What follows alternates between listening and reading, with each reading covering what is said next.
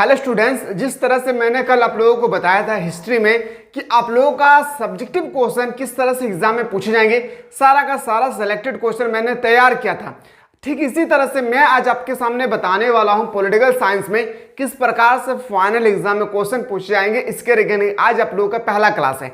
इसमें आप लोगों को 6 क्लास होगी, याद रखिएगा। एक क्लास आपको यूट्यूब पे दिए जा रहे हैं, बाकी जितना भी क्लासेस होगी पांचों क्लास जो है हमारे एप्लीकेशन पे होगा, यानी मिसाइल क्लासेस के एप्लीकेशन पे। और मैं वादा करता हूं कि अगर इन 6 सेट को 6 लेक्चर को अगर अच्छी तरह से अगर आप लोग कर लेते हैं तो उम्मीद करते हैं कि 95% क्वेश्चन जो है आपका यहीं से टपकेगा। क्यों बता रहा हूं पता है? क्योंकि ये क्वेश्चन जो मैं लेकर आया हूं 2010 से लेकर 2023 तक जो भी क्वेश्चन पूछे गए, सारा का सारा क्वेश्चन मैं एक एक करके आप लोगों को बताने वाला हूं, वो भी चैप्टर वाइज। जब इन सब क्वेश्चन को अगर आप लोग अच्छी तरह से कर लेंगे तो आशा नहीं करते हैं कि कोई ऐसा क्वेश्चन होगा जो आपके पेपर में आ जाए और आप नहीं लिख पाए। तो मैं उम्मीद करता हूं कि अगर आप लोग चाहते हैं सर हम लोगों का सारा क्लास चाहिए, उसके लिए आप लोगों को प्ले स्टोर में जाना है, सर्च करना है मिसाइल क्लासेस और ऐप को डाउनलोड कर लेना है और कोर्स को जल्दी से आप लोग ज्वाइन कर लेना है। ठीक है, तो चलिए ज्यादा लेट नहीं करेंगे क्योंकि हम लोगों का एग्जाम जो है शेड्यूल रिलीज हो चुका है और हाफ ईयरली का भी एग्जाम शेड्यूल जो है बहुत ही जल्द जो है आप लोगों का रिलीज किए जाएंगे और उसके बाद आप लोगों को पहले हाफ ईयरली का एग्जाम देना होगा, फिर आप लोगों को फाइनल एग्जाम। सटीक न्यूज पाने के लिए इस प्लेटफॉर्म से जुड़े रहे।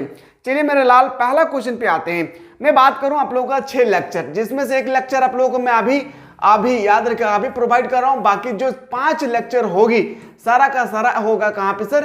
एप्लीकेशन पे आप लोगों को मैं प्रोवाइड करूंगा। ठीक है, तो लेट ना करें, जाके ज्वाइन करें। पहला क्वेश्चन, और जितना क्वेश्चन मैं बता रहा हूं मेरे तरफ से पूरा का पूरा 100% क्वेश्चन होगी। आप सभी को अच्छी तरह से पता है ना कि आप लोगों का एग्जाम जो है एक बार बता रहा है कि सर 50 मार्क्स का सब्जेक्टिव होगा। सुन रहे हैं ना? तो सब्जेक्टिव कितना इंपॉर्टेंट बन रहा है यह भी आप लोगों को पता होना चाहिए। सब्जेक्टिव क्वेश्चन को हल्के पे ना ले, साथ ही साथ इतना कम समय में आप सब क्वेश्चन को नहीं लिख सकते, इसलिए मैं कोशिश करूंगा मेरे लाल कि जब भी क्लास को देखें, मैं आशा करता हूं इतना बेहतरीन तरीके से मैं आपको एक्सप्लेन करने की कोशिश करूंगा कि आपके माइंड में डायरेक्ट सेटअप हो जाए। पहला क्वेश्चन, पहला गुट निरपेक्ष शिखर सम्मेलन कब और कहां हुई थी? ये क्वेश्चन वेरी शॉर्ट क्वेश्चन में आएगी और 100% ये क्वेश्चन आपके पेपर में छपेगा ही छपेगा। पहला गुट निरपेक्ष जो है शिखर सम्मेलन हुआ था 1961 में। मैंने आपको ट्रिकली बताया था, पता है क्या ट्रिक बताया था? याद रखिएगा कि दोनों तरफ आपको रहेगी 1।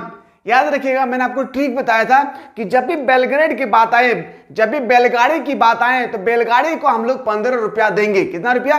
15 रुपया देंगे। जब भी बैलगाड़ी याद रखिएगा बैलगाड़ी की बात आए, यानी बैलगाड़ी का मतलब होता है बेलग्राम। याद रखिएगा क्या? याद रखिएगा, बहुत गुट निरपेक्ष शिखर सम्मेलन। बैलगाड़ी की जब भी बात आए तो याद रखिएगा मेरा लाल कि हम लोगों को 15 रुपया देना है।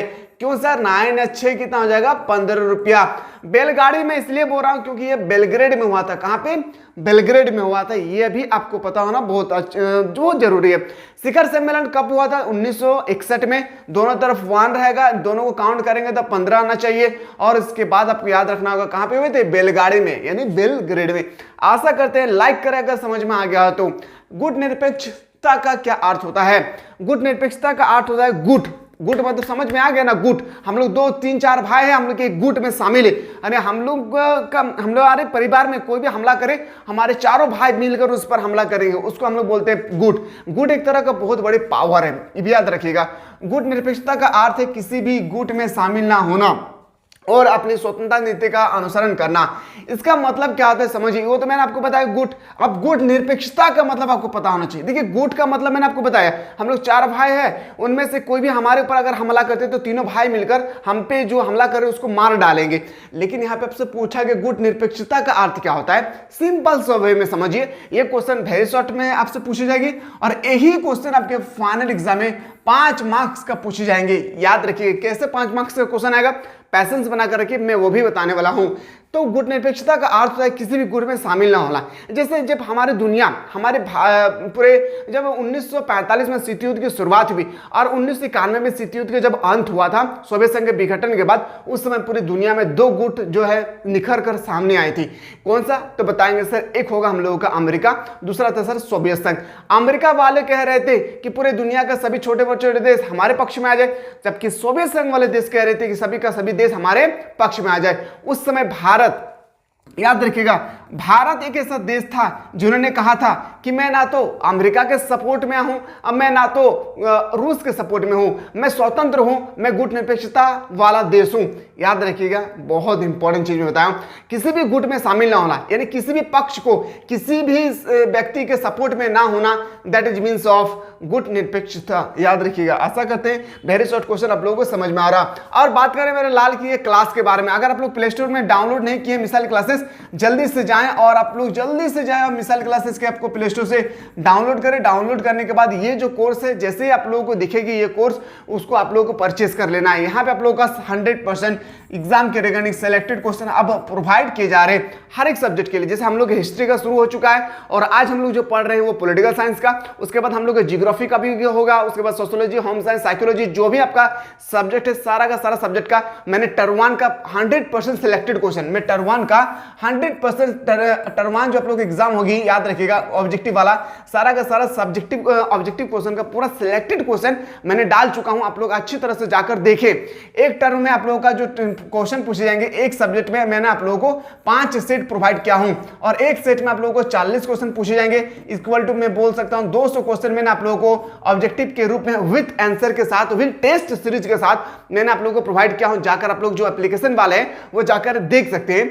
और अब बात रही आप लोगों का, अगर एप्लीकेशन वाले नहीं है तो लेट ना करें, फी बहुत कम है, जल्दी से जाए प्ले स्टोर को ओपन करें और सारा का सारा सिलेक्टेड क्वेश्चन, एकदम सीक्रेट बात बता रहा हूं, सारा का सारा सिलेक्टेड क्वेश्चन यही से टप कीजिए। जैसे मैं बात करूं ना, जब भी आप लोगों का ब्लूप्रिंट का एग्जाम होता है उससे पहले मैं क्लास लेता हूं और उस क्लास में मैंने आपको बताया था कि ये क्वेश्चन 100% आएगा तो आएगा, और आप लोगों का जो है ब्लूप्रिंट के एग्जाम में लड़ जाते थे क्वेश्चन। अगर लड़ जाता है, बिलीव हो खुद पर, तभी जाकर इस कोर्स को परचेस करें, क्योंकि मेरा तरफ से कोई क्वेश्चन नहीं आया, मुझे यूनिवर्सिटी की तरफ से सीक्रेट क्वेश्चन मिलता है। सीक्रेट क्वेश्चन मतलब गुप्त क्वेश्चन, तब जाके मैं आप लोगों को प्रोवाइड कर पाता हूं। और सर कहते ये भी है कि जब भी वीडियो अपलोड करें या आप लोगों का क्वेश्चन पेपर अपलोड करें एप्लीकेशन पे, किसी भी स्टूडेंट को शेयर नहीं करना है, ठीक है। यहाँ पे जल्दी से जाए और लेट ना करें, क्योंकि एग्जाम बहुत ही समय, एग्जाम के बहुत करीब आ चुका है मेरा लाल। इस कोर्स को जब ज्वाइन करेंगे तो आपको पता चलेगा मैंने क्या पढ़ चुका हूं और मुझे क्या और पढ़ना बाकी है, क्योंकि यहाँ पे सारा ऑब्जेक्टिव क्वेश्चन का सिलेक्टेड क्वेश्चन तो आप लोगों को डाल ही दिया है। अब बात रही आप लोगों का सब्जेक्टिव क्वेश्चन, तो सब्जेक्टिव क्वेश्चन का भी क्लास कल से स्टार्ट हो चुका है। पहला क्लास हम लोग का हिस्ट्री हुआ है, सेकंड क्लास जो हम लोगों का क्या हो रहा है, हम लोगों का हो रहा है पॉलिटिकल साइंस, इकोनॉमिक्स का भी 2 लेक्चर मैंने ऑलरेडी मैं प्रोवाइड कर चुका हूं, जाके आप लोग देख सकते हैं, ठीक है। और इसके बाद हम लोग जियोग्राफी होगी, हिंदी को और हिंदी इलेक्टिव, इंग्लिश को और इंग्लिश इलेक्टिव, उसके बाद आपको सोशियोलॉजी, जो भी सब्जेक्ट है सारा का सारा अब सिर्फ सब्जेक्टिव क्वेश्चन में सिलेक्टेड क्वेश्चन बताया जाएगा। मैंने आपका टर्म 1 वाला जो ऑब्जेक्टिव क्वेश्चन है माना सारा क्वेश्चन डाल चुका हूं, आप एक बार आप लोग जाकर देख सकते हैं, ठीक है। तो लेट ना करें, जाकर आप लोग क्लास को ज्वाइन करें। अगला क्वेश्चन पे मैं मूव करता हूं कि शीत युद्ध के लिए कौन 2 महाशक्तिशाली देश उत्तरदायी है। मैंने बताया शीत युद्ध की शुरुआत हुई थी 1945। देखिए पूरा 2 चीज याद रखिएगा, प्रथम विश्व युद्ध हुआ था 1914 से 1918 के बीच में, लेकिन दूसरा विश्व युद्ध हुआ था 1939 से 1945 के बीच में। अब जैसे दूसरा विश्व युद्ध समाप्त हुई थी, शीत युद्ध की शुरुआत हुई थी, ठीक उसी साल 1945 में ही जो है शीत युद्ध की शुरुआत हुई थी। उसके बाद ये घटित हुई 1991 तक शीत युद्ध का, याद रखिएगा, शीत युद्ध समाप्त हो गई थी और सोवियत संघ का विघटन हो गया था। इसी समय 2 देश पूरे दुनिया में, जो 2 देश के पास इतना सारा शक्ति था कि पूरे दुनिया के सभी देशों को कहते थे आप मेरे तरफ आ जाए, आप मेरे तरफ आ जाए। तो वो देश कौन सा है, तो मैंने अभी जस्ट बताया, एक देश का नाम था सोवियत संघ यानी रूस, और दूसरा का था संयुक्त राज्य अमेरिका, मैंने आपको जस्ट बताया। तो इस तरह से आपको याद करना होगा। जब इस तरह से याद करेंगे ना, चुटकी में नंबर मिलेगा जी, मैं गारंटी के साथ कहता हूं। आपको इस तरह से लिखना होगा और इस तरह से हैंड राइटन लिखे, क्यों एग्जामिनर को समझ में आ जाए। आपको समझ में नहीं आना चाहिए, एग्जामिनर को समझ में आ जाए कि बच्चे किस तरह से लिखे, ठीक है। शीत युद्ध के लिए 2 महाशक्तिशाली देश उत्तरदायी थे, एक था सोवियत संघ और एक था अमेरिका। आशा करते हैं ये सब क्वेश्चन को इजीली से समझ में आ गया होगा और ये सब खास करके याद रखिएगा, ये ऑब्जेक्टिव क्वेश्चन में आपसे पूछा जा सकता है। क्वेश्चन नेक्स्ट है कि मार्शल योजना क्या थी। 200%, कितना 100%, 200% क्वेश्चन आपके पेपर में छपेगी। अब समझिए, आप रट्टा नहीं लगाना, मार्शल योजना तो 1947 में, ऐसा रट्टा नहीं लगाना, बेहतरीन तरीके से पढ़िए, मजा लेकर पढ़िए और माइंड में सेटअप कीजिए। लिखने का समय खत्म हो चुका है, आप समझिए और उस समझने के बाद आपको एग्जाम में जब लिखेंगे ना, क्या मजा आएगा वो दिन, ठीक है। चलिए, 1947 ईस्वी में अमेरिकी विदेश सचिव मार्शल ने यूरोप को अरबों डॉलर सहायता देने की योजना बनाई। बहुत इंपॉर्टेंट, समझिए, किस लिए दे रहा था? इतना जो पैसा दे रहा है ना यूरोप को, इतना आसान नहीं है। वो क्यों देंगे समझिए, जिससे कि युद्ध के प्रभाव की क्षतिपूर्ति हो। उनका विचार था कि ऐसी सहायता नहीं करने से वैसे सभी देश जो आर्थिक रूप से एक कदम कमजोर हो गए हैं सोवियत संघ में मिल जाएंगे। इससे भी मार्शल योजना कहा जाता है। समझिए, मार्शल एक व्यक्ति था जो अमेरिका का रहने वाला था। जैसे शीत युद्ध का शुरुआत हुई और शीत युद्ध का विघटन हुआ, शीत युद्ध की समाप्ति हुई थी 1991 में, उस समय पूरे देश जो है, मैंने अभी जस्ट बताया, दो देश पूरे विश्व जो है ना, 2 देशों में गिरफ्तार हो चुके थे, एक सोवियत संघ का, एक अमेरिका का। यस, तो अमेरिका कह रहे थे अगर छोटे छोटे जो देश है जिस पर युद्ध पर हमला हुए, जैसे युद्ध हुई, मैं एग्जाम्पल बता रहा हूं, जैसे शीत युद्ध की शुरुआत या प्रथम विश्व युद्ध या द्वितीय विश्व युद्ध, उस समय पूरे छोटे छोटे जो देश थे वहां की अर्थव्यवस्था भी उतना स्ट्रांग नहीं है, तो देश जो है ना पूरी तरह चरमरा चुके थे। अब मार्शल जो एक व्यक्ति है, उन्होंने सोचा कि नहीं, छोटे छोटे देश को मैं अपना कब्जा में करना चाहता हूं। अगर मैं अपने कब्जा में अगर नहीं कर पाया तो ये सोवियत संघ के विघटन में, सोवियत संघ में शामिल हो जाएगी, यानी रूस में जाकर ये लोग शामिल हो जाएगा। मार्शल ने एक नया लालच बनाया, लालच अपनाया। क्या किया जाए? उन्होंने कहा ठीक है, जो छोटे छोटे देश है उन सब देशों से मेरी आग्रह है कि जितना भी आप लोग क्षतिपूर्ण हुआ है, मैं आप लोगों को, याद रखिएगा 1947 में हुई थी, याद रखिए क्या हो गया तो बताएंगे सर। आपका जो है ना, मैं बात करूं से 150 150 करोड़ रुपया जो है देने के वादा किया था मार्शल ने। ठीक है, यहाँ पे रकम नहीं लिखा हुआ है, 150। जब इसी जैसे द्वितीय समझिए 1945 में द्वितीय विश्व युद्ध की समाप्ति हुई, इस समय पूरे दुनिया का देश, छोटे छोटे जो देश थे वहां की अर्थव्यवस्था पूरा चरमरा चुकी थी। उससे मार्शल योजना ने एक पूरा अच्छी तरह से प्लान बनाया कि छोटे छोटे देशों को अपने कब्जा में कर लेना है। अगर हम अपने कब्जा में नहीं कर पाए तो ये चल जाएगा रूस के पास। ठीक है, ठीक इसी तरह 1947 ईस्वी में अमेरिकी विदेश सचिव मार्शल ने यूरोप को अरबों डॉलर, देखिए यहां पे लिख रहा है अरबों डॉलर सहायता देने की योजना बनाई, जिससे कि युद्ध में प्रभाव की क्षतिपूर्ण, और कह रहा है छोटे छोटे देशों को, जाओ मैं अरबों डॉलर आप लोगों को पैसा जो है डोनेट कर रहा हूं, आपके शहर में, आपके देश में कोई भी क्षतिपूर्ण हुआ है तो इससे आप पूर्ति कर सकते हैं। इसलिए लालच बुरी बात है। आप लालच जैसी दिया उन लोगों को और गिरफ्तार कर लिया अपने पक्ष में, कौन? अमेरिका। अगला कहता है कि उनका विचार था कि ऐसी सहायता नहीं करने से वैसे सभी देश जो आर्थिक रूप से एकदम कमजोर हो गए हैं, यानी जो युद्ध हुआ है तो सभी देश का कमजोर होना बहुत आवश्यक है। क्यों? क्योंकि युद्ध जैसी होती है ना, पूरा देश जो है पूरा चरमरा जाती है। अमेरिका कह रही है कि अगर मैं सपोर्ट ना करूं आपके देश को, छोटे छोटे देश को, तो ये जो है शामिल हो जाएगी। मैं इसको लालच देता हूं और आर्थिक रूप से कमजोर अगर हो गए हैं तो ये जाके रूस में शामिल हो जाएगी। शामिल नहीं होने से पहले ही मैं इसको पैसा दे देता हूं ताकि ये मेरे पक्ष में आ जाए, सोवियत संघ में मिल जाएगी। इसे ही मार्शल योजना कहा गया है। बहुत ईजी है, बहुत इजी। जब आपको देखिए बताने वाला अगर सही मिल जाए ना तो आप कोई भी क्वेश्चन को रट्टा लगाने की आवश्यकता नहीं है, आप सिर्फ आपको रिवीजन करना है और रिवीजन जो है एप्लीकेशन भी स्टार्ट हो गया। अब आते हैं सर अगला वेरी शॉर्ट क्वेश्चन। 2 क्वेश्चन आपसे पूछे जाएंगे, याद रखिएगा ये भी 2 मार्क्स का आपसे पूछे जाएंगे। पहला क्वेश्चन समझिए, विश्व व्यापार संगठन से आप क्या समझते हैं? विश्व व्यापार संगठन, वर्ल्ड ट्रेड ऑर्गेनाइजेशन, WTO, विश्व व्यापार संगठन की स्थापना 1995 में किया, 1995 में हुई थी। 1995 में किया गया था। इसका मुख्यालय जेनेवा। 2 क्वेश्चन को रट्टा लगा लेना है। क्या? पहला आपको याद रखना है कि 1995 में WTO की स्थापना हुआ था, वर्ल्ड ट्रेड ऑर्गेनाइजेशन, विश्व व्यापार संगठन, और इसकी मुख्यालय कहाँ है? जेनेवा में। जेनेवा कहाँ है? स्विट्जरलैंड में। यह भी आपको इसका याद रखना है। इसका मुख्य उद्देश्य विश्व व्यापार को बढ़ाना। देखिए ट्रेड का मतलब क्या होता है? व्यापार। ट्रेड का मतलब क्या होता है? व्यापार। अब व्यापार का मतलब होता है कि किसी भी देश के व्यापार को आर्थिक मतलब कमजोर जो है उसको ऊंचा स्थान तक पहुंचाना, इसी का काम होता है। किसी को? WTO यानी वर्ल्ड ट्रेड ऑर्गेनाइजेशन यानी विश्व व्यापार संगठन। इसका मुख्यालय कहाँ है? जेनेवा में। इसकी स्थापना कब हुई थी? 1995 में। अगला जब क्वेश्चन में बात करूं, अगला जो क्वेश्चन आपसे पूछे गए हैं, नाटो से आप क्या समझते हैं? देखिए नॉर्थ अटलांटिक ट्रेटी ऑर्गेनाइजेशन, याद रखिएगा, नॉर्थ अटलांटिक ट्रेटी ऑर्गेनाइजेशन याद रखना है। नाटो का पूरा नाम कई बार एग्जाम में पूछा जा चुका है। 2 मार्क्स वाला क्वेश्चन कि नॉर्थ अटलांटिक ट्रेटी ऑर्गेनाइजेशन किनका है नाम है, तो बोलेंगे नाटो का। इसका फुल फॉर्म होता है। इसका स्थापना 4 अप्रैल, याद रखिए कब हुई थी सर?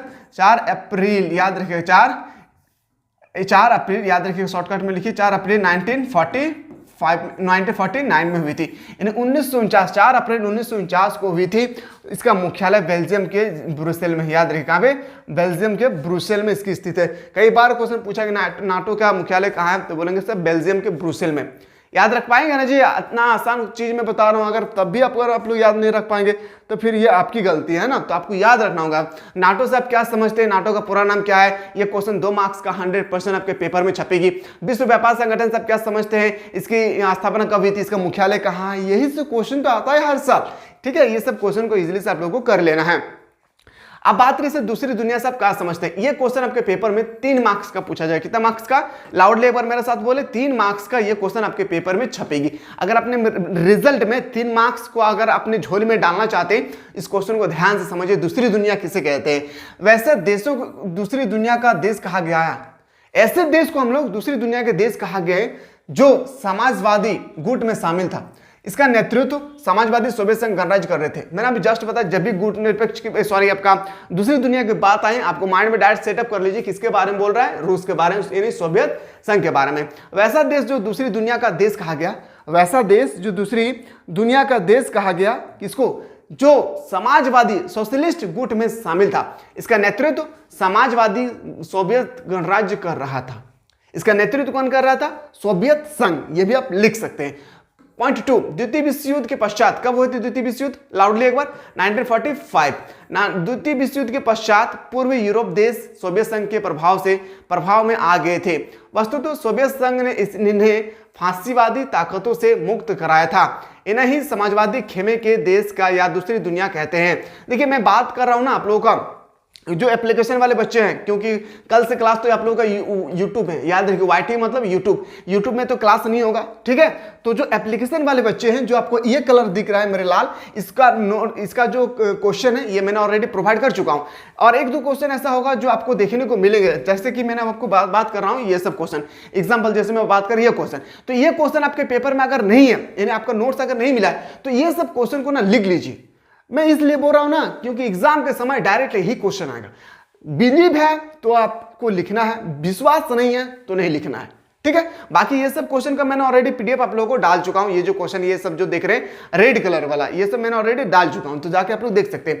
और यूट्यूब वाले कल से वेट ना करें, कल से हम लोग का हिस्ट्री, पॉलिटिकल, जियोग्राफी, इकोनॉमिक्स सारा चीज का क्लास हमारे एप्लीकेशन पे होगी, वह भी सब्जेक्टिव क्वेश्चन का सिलेक्टेड क्वेश्चन, सब्जेक्टिव क्वेश्चन का सिलेक्टेड क्वेश्चन। अगर लेट ना करें जल्दी से जाएं।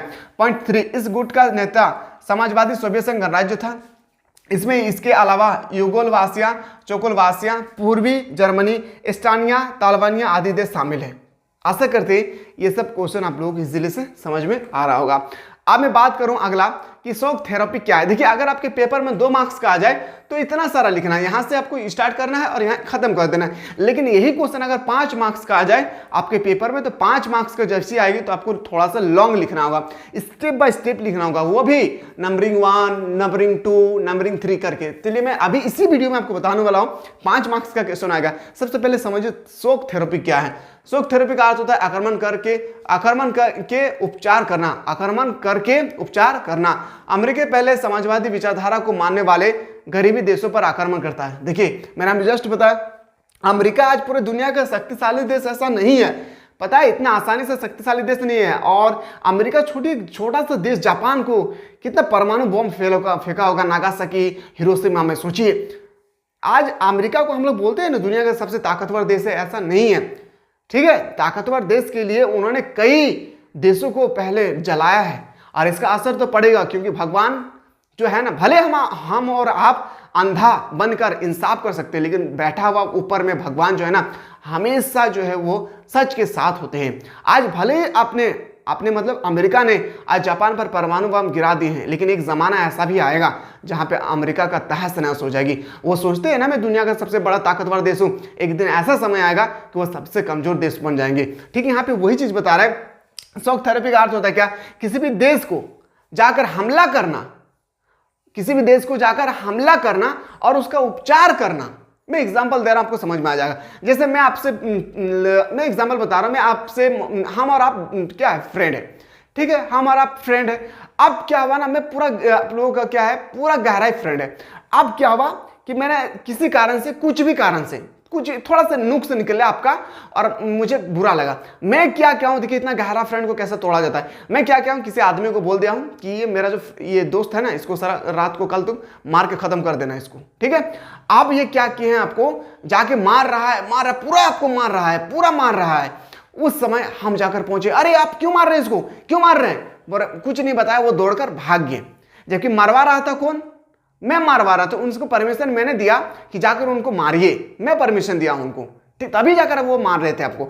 अब जैसे मैंने जाकर पहुंचा, वो भाग गया और मैं आपको उठाकर गोद में उठाकर आपको मैं हॉस्पिटल पहुंचाया। That is means of shock therapy. आशा करते इस बात को आप लोगों को समझ में आ गया होगा, समझ में आ गया ना। यानी किसी व्यक्ति पर जाकर, किसी भी देश पर जाकर हमला करना और वहां के व्यक्तियों पर हुए अत्याचार पर जाकर उसका उपचार करना, that is means of shock therapy, ठीक है। सब गरीब देशों पर आक्रमण करता है, यूएनओ को दिखाने के लिए उस देश की विकास करता था। इसी प्रक्रिया को शॉक थेरेपी कहा जाता है। आशा करते हैं कि समझ में आ गया जो मैं एग्जांपल बताऊं, बाकी आप लोग इजीली से लिख सकते हैं।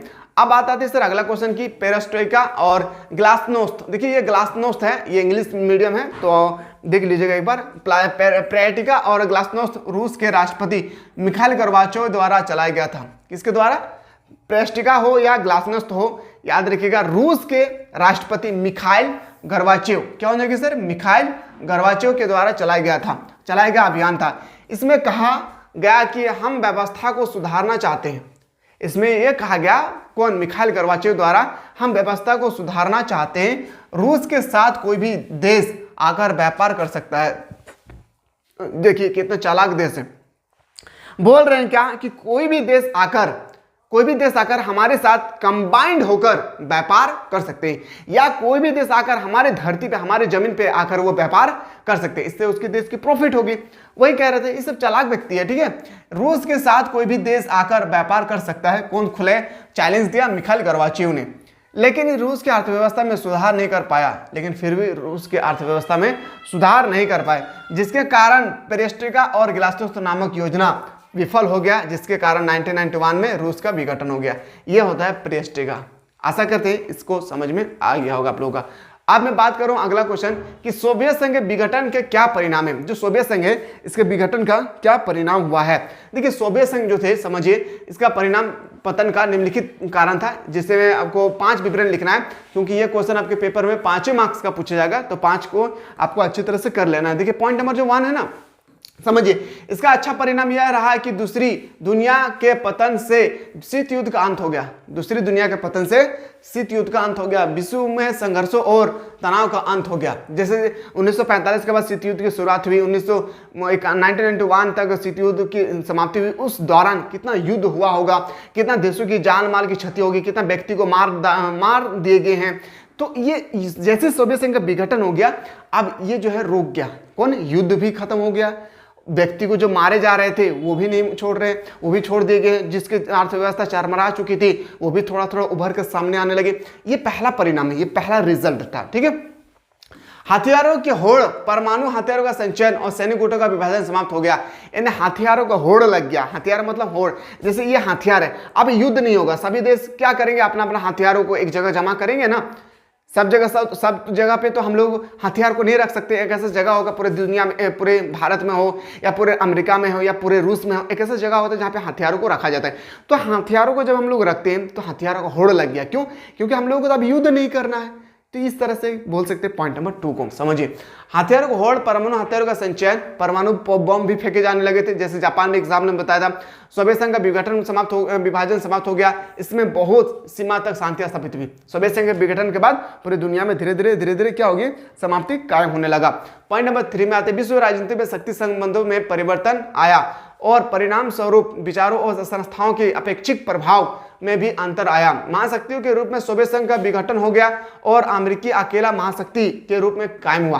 और आज अमेरिका को जो हम लोग बोलते हैं ना, छोटे कितना इतना महाशक्तिशाली क्या है, देश क्यों बना, तो मैंने अभी जस्ट बताया ना आप लोगों को कि छोटे छोटे देश को वो डोनेट करते थे। डोनेट का मतलब मैं ये भी बोल सकता हूँ कि वहाँ पे जो भी जान माल की क्षति हुई थी 1945 से 1991 तक, उनमें छोटे छोटे देश को कुछ कुछ सहयोग कर रहे थे और वो देश को लगने लगा कि यार अमेरिका हमें मदद कर रहे, मैं उसके पक्ष में आ जाऊं, तब वो रूस जो है धीरे धीरे धीरे धीरे रूस का पतन होने लगा, यानी सोवियत संघ का विघटन होने लगा था।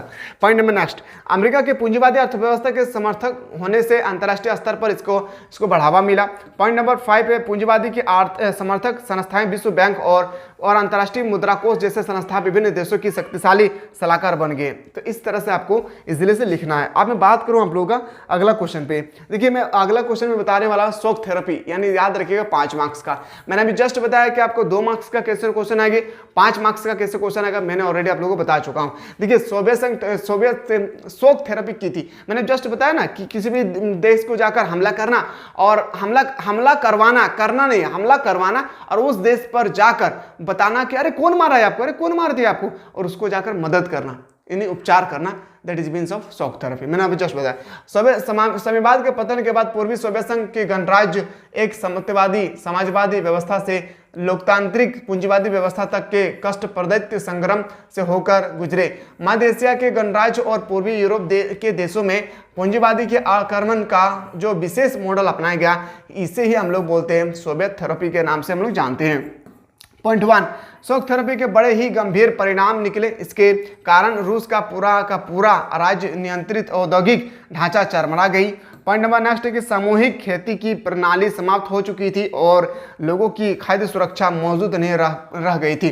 तो इस तरह से आप जब लिखेंगे, अगर एप्लीकेशन वाले खास करके ध्यान दें, इस क्वेश्चन को आप लोग लिख लीजिएगा, ठीक है। ये क्वेश्चन छपेगा फाइनल एग्जाम में, और ये क्वेश्चन मैंने ऑलरेडी मैं बता चुका हूँ, फिर भी जाकर आप लोग एक बार लिख लीजिएगा, ठीक है। और जो पहले लिख चुके हैं उनको लिखने की आवश्यकता नहीं है, मैंने ये 2 पॉइंट जो है पहले आप लोगों को बता चुका हूं।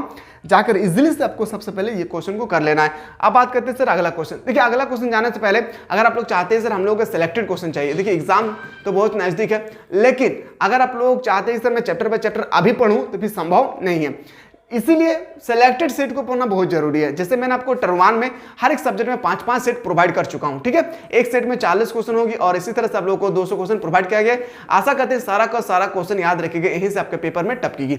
बात रही सब्जेक्टिव क्वेश्चन, तो सब्जेक्टिव क्वेश्चन जो है कल से हम लोग क्लास स्टार्ट हो चुका है और हर एक सब्जेक्ट का एक क्लास जो है यूट्यूब में बताया जा रहा है। जैसे आज हम लोग डिस्कस करें पॉलिटिकल साइंस का, ठीक है। इसी तरह से आप लोगों का बाकी जितना भी क्लासेस होगी सारा का सारा एप्लीकेशन का माध्यम से होगा। तो अगर आप लोग चाहते हैं सर हम लोग भी क्लास को ज्वाइन करना चाहते हैं तो प्ले स्टोर में जाएं और मिसाइल क्लासेस के ऐप को डाउनलोड करें। डाउनलोड करने के बाद आपको ज्वाइन करना है आर्ट्स का फाउंडेशन बैच, यहाँ पे आपको सारा चीज मिलेगा। आर्ट्स का फाउंडेशन बैच को जाएं और जल्दी से ज्वाइन करें, लेट करने की कोई आवश्यकता ना है, क्योंकि आप लोग एग्जाम डेट बहुत ही नजदीक आ चुका है। ऑपरेशन डेजर्ट स्टॉर्म क्या है, देखिए ऑपरेशन डेजर्ट स्टॉर्म क्या है मैंने ऑलरेडी एप्लीकेशन वाले बच्चों को बता चुका हूं, फिर भी आप लोग समझिए। अगस्त 1990 में इराक ने कुवैत पर हमला किया। अब क्यों हमला किया ये भी समझिए। अगस्त 1990 में इराक ने कुवैत पर हमला कर उस पर कब्जा जमा लिया। जैसे मैं एग्जांपल में बता रहा हूं अभी, जैसे फिलिस्तीन इजराइल हो रहा है ना, ठीक है। एक जमाना तो 1990 में इस तरह से हमला हुआ था, याद रखिए। किस पर?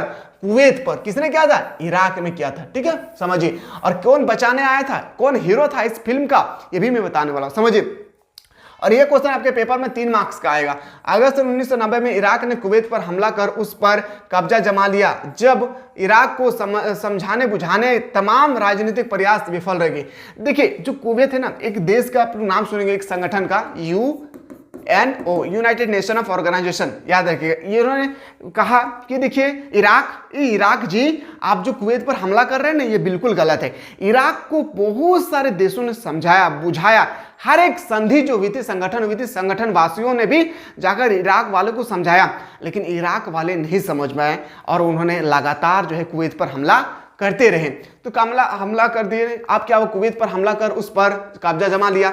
जब इराक को समझने बुझाने के समझाया बुझाया इराक को सभी देश ने, लेकिन सफल नहीं हुई, तो अंत में संयुक्त राष्ट्र संघ ने, मैंने अभी जस्ट बताया ना, UNO, United Nation of Organization, संयुक्त राष्ट्र संघ ने कुवैत को मुक्त कराने के लिए, कुवैत पर हो रहे बेचारा आक्रमण हो रहा है, कुवैत जो देश है उस पर लगातार बमबारी किए जा रहे, तो क्या क्या UNO ने एक संगठन बनाया, समझिए। UNO ने कहा ऐसा नहीं सुधरेगा रे इराक, तू अब तुझ पर ना क्या किया जाए, मुक्त कराया जाए, किसको? कुवैत को तुमसे। तो क्या क्या कराने के लिए बल प्रयोग के निर्णय को स्वीकार किया और कहा कि 34 देशों की मिलीजुली और 6,60,000 सैनिक की भारी भरकम फौज ने इराक के विरुद्ध मोर्चा खोल दिया।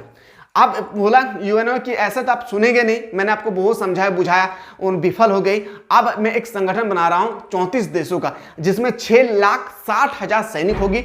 और सैनिक होने के बाद जो है भोज ने इराक के विरुद्ध में मोर्चा खोल दिया, उसे परास्त कर दिया। संयुक्त राष्ट्र संघ के इस सैन्य अभियान को ऑपरेशन डेजर्ट स्टॉर्म कहा जाता है, जो अमेरिका का सैन्य अभियान था। आशा करते हैं कि अगर ये क्वेश्चन को मैं बताया हूं, अगर नहीं समझ में आया तो और मैं क्या बता सकता हूं, इतना इजीली वे में, इतना आसान चीज में बताया हूं। पूरा 1990 में इराक ने कुवैत पर जाकर हमला कर दिया, और हमला करने के बाद जो है पूरा का पूरा वहां के जमीन जायदाद को कब्जा कर लिया।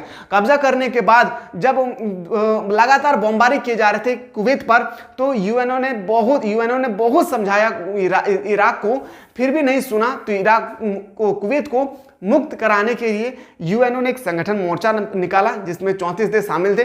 34 देशों का 6,60,000 सैनिक एक साथ जुटे और जो है इराक में जाकर हमला करना शुरू कर दिए। तब जाकर जो है कुवैत को मुक्त हुआ। आशा करते हैं आपको समझ में आ गया होगा। अगला क्वेश्चन पे आते हैं। 1999/11 आतंकवादी हमला क्या था? ये क्वेश्चन आपके पेपर में याद रखिएगा, 3 मार्क्स का आएगा। कैसे आएगा कैसे नहीं तो समझिए। एक बार जब आप लोगों को फाइनल एग्जाम खत्म हो जाएगी ना, तो फाइनल एग्जाम खत्म हो जाएगा तो इस मूवी को जरूर देखिएगा। कौन सा मूवी को? 9/11 मूवी एक है, ठीक है, इसको जरूर देखिएगा। अभी नहीं, अभी एग्जाम का समय आप लोग का है, तो एग्जाम के बाद मेरा एक याद रखिए, मेरा एक बात सुन लीजिए। इस क्वेश्चन को आपको इस 9/11 सर्च करना यूट्यूब पे और इस मूवी को पूरा देखिएगा, तब आपको समझ में आएगा, ठीक है। सितंबर 2001 में अलग अलग अरब देशों के 19 अपहरणकर्ताओं ने 4 अमेरिकी विमान पर हमला किया, जिसे 9/11 के नाम से जाना जाता है। इनमें 2 विमान वर्ल्ड ट्रेड सेंटर यानी न्यूयॉर्क के उत्तरी दक्षिणी टावर से टकराया। जब इस फिल्म को देखेंगे ना, तो आपको जिंदगी दंग रह जाएगी कि जब 50 ताला 40 ताला का बिल्डिंग किस तरह से 1 सेकंड में पूरा का पूरा तहस नहस हो जाती है, पूरा का तरह बिल्डिंग नीचे दब जाता है, देखिएगा। और वो भी आदमी में बम बारूद से नहीं करता है, हेलीकॉप्टर एयरपोर्ट देखे ना, मारता है इस तरह से, एक बार देखिएगा जाके, ठीक है। तीसरी विमान पेटार्ग वर्जिया से टकराया, जहां अमेरिकी रक्षा विमान का मुख्यालय था। चौथा विमान के अमेरिकी कांग्रेस के मुख्य इमारत से टकराना था, लेकिन युवा पेनिसिल्वेनिया के एक खेत में जा गिरा। घटना का परिणाम क्या हुआ था याद रखिएगा, ठीक है। आपको वर्णन करना है, 5 मार्क्स का आपको लिखना है तो आपको पूरा लिखना है, लेकिन अगर 3 मार्क्स का आ जाए तो आपको यही 4 पॉइंट लिखना है, जिस तरह मैंने आपको बताया, और पॉइंट बाय पॉइंट लिखना है। 3 मार्क्स का आएगा तो यहां तक लिखना है, 5 मार्क्स का आएगा तो आपको पूरा लिखना है। पॉइंट नंबर 1, अमेरिका पर किया जाने वाला यह हमला अब तक का सबसे बड़ा हमला में से एक था। सबसे बड़ा हमला अमेरिका में अब तक यही हुआ है, हमला 9/11 जो 2001 में हुआ था। इस हमले में लगभग 3000 व्यक्ति मारे गए। कितना व्यक्ति? 3000 व्यक्ति को मार डाले गए। अमेरिकियों को डर था और सुरक्षा का माहौल सताने लगा। अमेरिकी 76 में जब से एक देश बना, उसने आज तक इतना बड़ा हमला कभी नहीं देखा। इस हमला में काफी जानमाल की क्षति हुई। अब युद्ध हुआ है तो जानमाल की क्षति तो होगा ही, ठीक है। अब आते हैं अगला क्वेश्चन, ऑपरेशन डेजर्ट स्टॉर्म क्या है? याद रखिए, ऑपरेशन डेजर्ट स्टॉर्म क्या है। मैंने यहाँ पे एक क्वेश्चन बताया था कि आपको समझ में आ गया ऑपरेशन डेजर्ट स्टॉर्म। देखिए, ये ऑपरेशन डेजर्ट स्टॉर्म जिस तरह से मैंने बताया हूँ, ठीक इसी तरह से आपको ऑपरेशन डेजर्ट स्टॉर्म, यही क्वेश्चन है, ये रिपीटेड हो चुकी है, ठीक है। तो आज जो हम लोग क्लास जो है यहाँ पे हम लोगों ने 15 क्वेश्चन देखे। कितना? 15 क्वेश्चन देखे। अब जो हम लोग क्लास हुई ना, वो यूट्यूब पे नहीं होगा, तो यूट्यूब वाले आप वेट ना करें, आप लोग जाएं और एप्लीकेशन पे यानी मिसाइल क्लासेस के एप्लीकेशन के माध्यम से पढ़ाई करने की कोशिश करें। और वहां पे आप लोगों का सारा क्वेश्चन, आप लोगों को बिलीव नहीं होगा, एक बार जाकर देखिए। टर्म 1 आप लोगों का सारा सिलेक्टेड क्वेश्चन का टर्म 1 में हो या टर्म 2, याद रखिएगा, टर्म 1 हो या टर्म 2 का सारा सिलेक्टेड क्वेश्चन वहां पे जाकर आप लोगों को प्रोवाइड किए जा रहे हैं। तो लेट किस बात की, जाएं प्ले स्टोर से डाउनलोड करें मिसाइल क्लासेस के आपको, और डाउनलोड करने के बाद एक बार इस कोर्स को जाकर जरूर परचेस कीजिए, जहां पे आप लोगों का ओनली फॉर इसका फी जो है 399 रुपीज आप लोगों को प्रोवाइड करना है, ठीक है। तो आशा करते हैं आपको सारा चीज समझ में आ गया होगा। अब हम लोग का हिस्ट्री और पॉलिटिकल का मैंने डेमो दे चुका हूं आप लोगों को। आप अगला जो हम लोग को क्लासेस होगी एप्लीकेशन पे होगा, आपका हिस्ट्री का हो और या पॉलिटिकल साइंस का, ठीक है। तो मिलते हैं नया वीडियो में, तब तक आप लोग स्वस्थ रहे, मस्त रहे, पढ़ाई में व्यस्त रहे।